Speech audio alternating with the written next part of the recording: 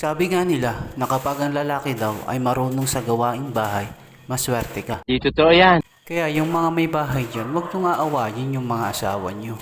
Aalagaan nyo at ipagtitimpla nyo agad ang kape kapag galing sa trabaho. Parang may naamoy ako hindi maganda.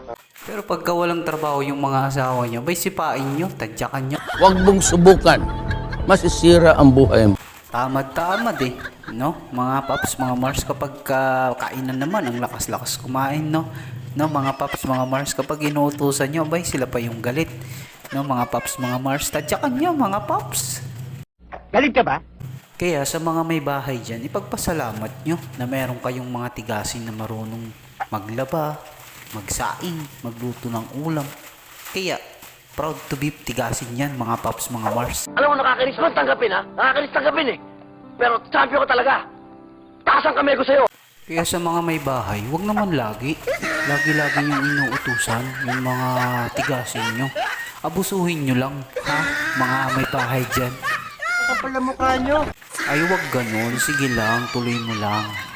Shout out sa mga tigasin dyan. Hindi po kayo nag-iisa. Marami po kayo. Ay, marami po pala tayo. Sa atin lang to. Kaya mga tigasin dyan, kapag nasusobrahan na kayo, yung feel nyo na inuutusan na kayo lagi, sigawan nyo yung mga may bahay nyo. Sabihin nyo. What? Malakas, sabihin nyo. Hindi pa tapos. Wait lang. Opo, papunta na po. Naglalaba pa ako. Nagbabanlaw at naghuhugas pa rin ako. Yun lang sabihin nyo. Sigawan nyo mga paps, mga Mars. Yan ang dapat sinasabi sa mga palautos ng mga may bahay dyan. Kaya ganyan mga paps, mabait.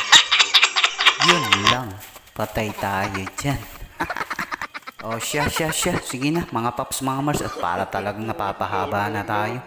Ayun. Sige, sundin nyo na lang yung mga may bahay nyo para walang away at gulo. Sabihin nyo, ay walay na kung walay. Yung di color sa di puti. Nice.